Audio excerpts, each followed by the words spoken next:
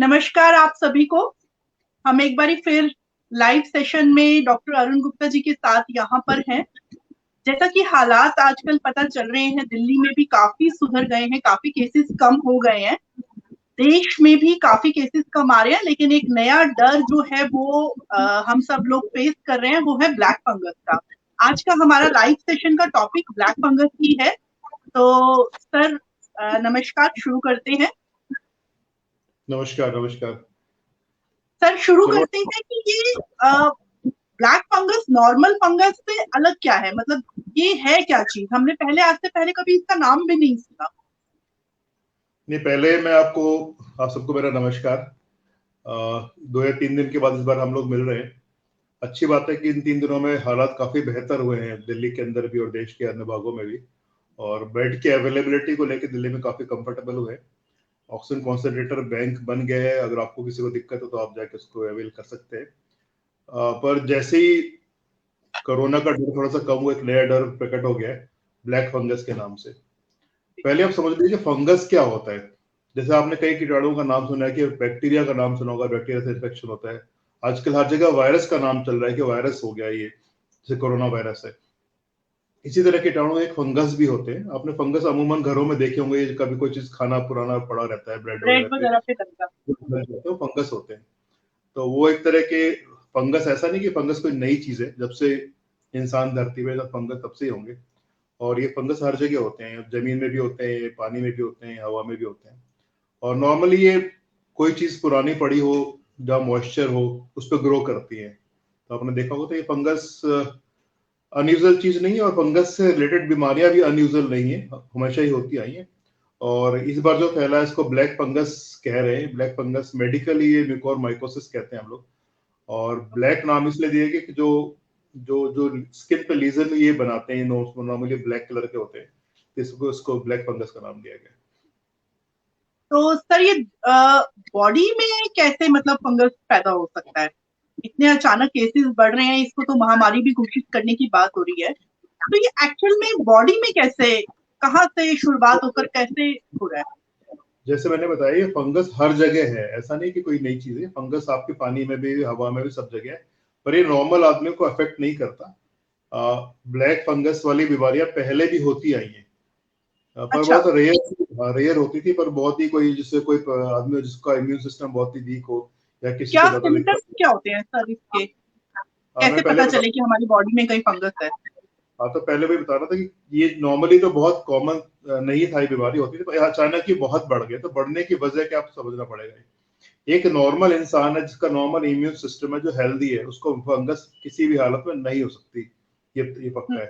पर किसी वजह से अगर आपका इम्यून सिस्टम कमजोर हो जाए, जी। आपका इम्यून सिस्टम फंगस से लड़ने लायक है, तो आपको बीमारी हो सकती है।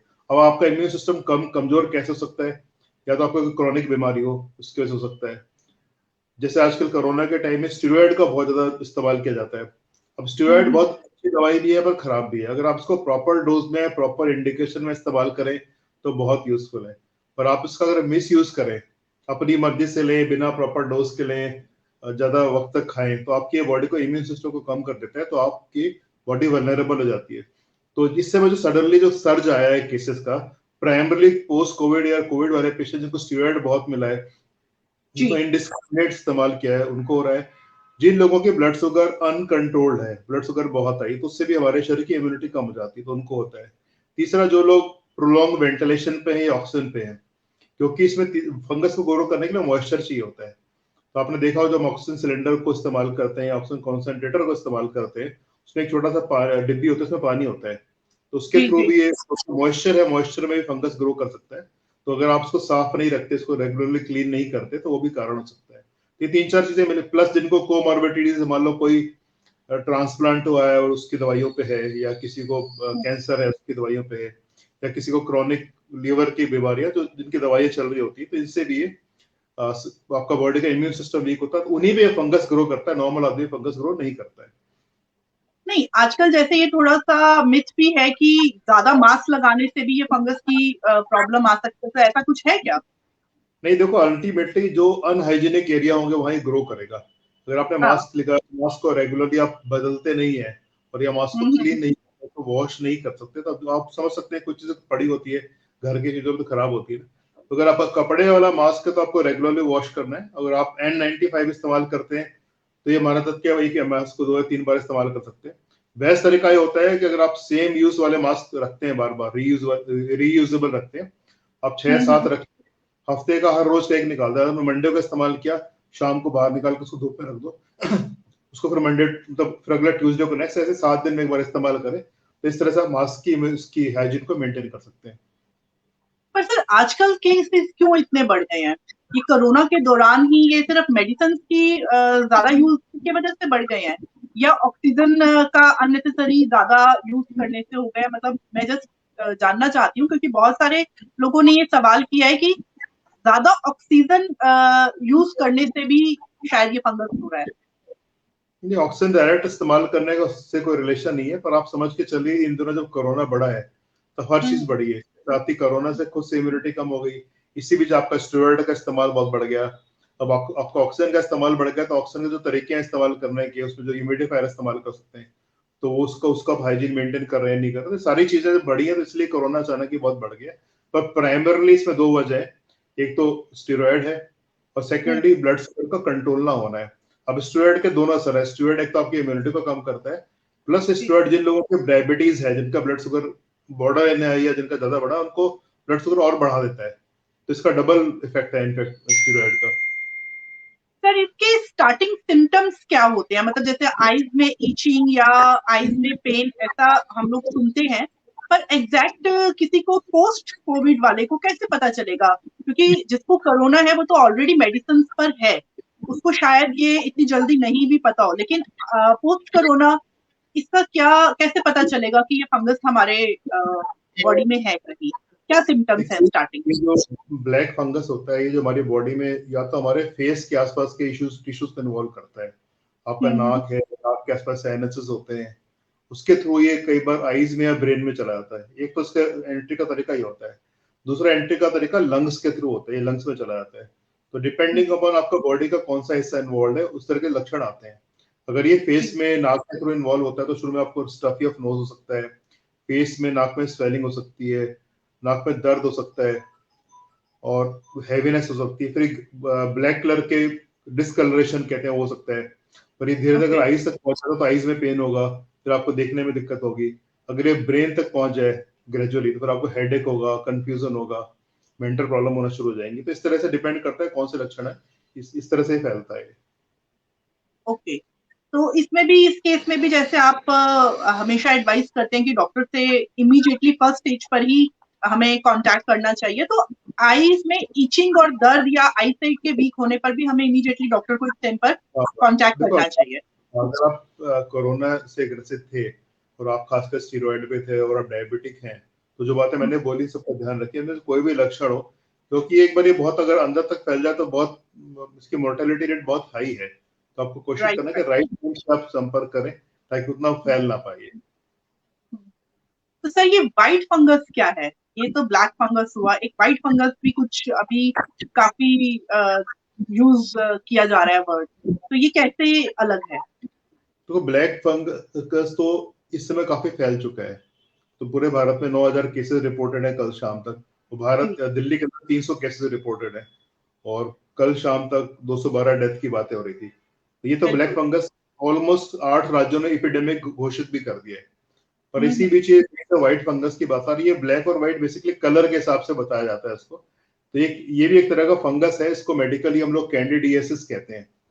व्हाइट कलर का होता है, आपने देखा छोटे बच्चों में कई बार डायपर के आसपास व्हाइट कलर के रैशेस लग जाते हैं, या कई बार किसके मुंह में छाले होते हैं तो व्हाइट कलर के पैचेस बन जाते हैं। ये सेम फंगस है और सेम वही कारण है यहाँ पे भी। अगर आपकी बॉडी इम्यूनिटी किसी वजह से कम होती है, जिस वजह से ब्लैक फंगस होता है, सेम तरीके से ये व्हाइट फंगस भी होता है। पर व्हाइट फंगस प्राइमरली आपके लंग्स को इन्फेक्ट करता है, जो जिससे आपको दिक्कत होती है स्किन के अलावा। अब क्योंकि लंग्स में जाएगा तो आपको बुखार होगा, आपको चेस्ट पेन होगा, आपको सांस लेने में तकलीफ होगी। पर ये अभी इतना वाइड स्प्रेड नहीं है, कुछ केसेस रिपोर्टेड है। तो देखते हैं अभी कौन सा आता है, क्योंकि कई जगह कैंडिडियासिस के अलावा कई बार एस्परजिलोसिस की बात भी हो रही है। वो भी एक तरह का फंगस होता है, उसका कलर भी व्हाइट होता है। तो अभी स्टडीज के बाद मालूम पड़ेगा कौन सा ज्यादा वाइड स्प्रेड है। ओके सर, एक चीज और बताइए, क्या ये जो फंगस की, ब्लैक फंगस या व्हाइट फंगस जो है, ये सिर्फ कोरोना पेशेंट को ही होता है, कोरोना के दौरान और पोस्ट कोरोना, या नॉर्मल जिसको आज तक कोरोना हुआ नहीं उसको भी उतना ही खतरा है? नहीं क्या देखो, ये कोई ये ऐसी बीमारी है जो किसी को घर में हुई और दूसरे को हो जाएगी? तो जैसे कि मैंने कहा कि दोनों के दोनों फंगस पहले भी होते थे, कोरोना आने से पहले भी सालों से होते थे, ऐसी कोई नई चीज नहीं पर है। डर डर सर आजकल है ना बहुत ज्यादा, मैंने भी नहीं सुना था कभी। पर पहले क्या था कि देखो ना, पहले तो जो बीमारी, जो आदमी जो प्रीडिस्पोज होता है, जिसकी इम्यूनिटी कम हाँ होती है, उसकी संख्या बहुत कम होती थी। जी। पर कितने लोग हैं जो बहुत ज्यादा स्टेरॉइड पे होते थे, कितने ज्यादा इनकी इम्यूनिटी कम होती थी, पर सडनली ये लोग बहुत बढ़ गए, ससेप्टेबल पॉपुलेशन बहुत बढ़ गई बिकॉज ऑफ कोरोना, और उसके कॉन्सिक्वेंटली आपने स्टेरॉइड इस्तेमाल किया, डायबिटीज वालों की ब्लड शुगर बढ़ गई, प्लस आपने ऑक्सीजन इस्तेमाल कर रहे हैं तो उसमें आप अनहाइजेनिक इसे इस्तेमाल कर रहे हैं, ह्यूमिडिफायर वगैरह, तो आप देखो अचानक की जो ससेप्टेबल पॉपुलेशन थी कई गुना बढ़ गई। अब कई गुना बढ़ गई तो केसेस कई गुना बढ़ गए, तो इसलिए अचानक ये फोर फ्रंट में आ गया। फंगस की बीमारियां पहले भी होती थी। नहीं नहीं सर, ये वैसा तो नहीं है कि जैसे कोरोना है घर में एक को हुआ और दूसरे को हुआ, सेम ये चीज ऐसी है क्या? हाँ नहीं देखो, है तो एक तरह का फंगस, अगर हाँ किसी को है तो उसके थ्रू ही हवा में, पानी में, हर जगह फैलेगा, ठीक है। अब सवाल ये पहले। कि जो वहां पर अगर घर में बाकी लोग हेल्दी हैं, जैसे मान लो कोरोना तो हेल्दी आदमी को हो सकता है, ब्लैक फंगस को नहीं हो सकता। अगर आप हेल्दी हैं और आपकी इम्यूनिटी ठीक है, आप स्टेरॉइड पे नहीं है, तो आप बिल्कुल सेफ हैं। फिर भी मैं, क्योंकि कोरोना है, मास्क हमेशा एडवाइजेबल रहेगा, पर ये मान के चलिए ये फर्क है कि हेल्दी इंडिविजुअल में ब्लैक फंगस नहीं हो सकता।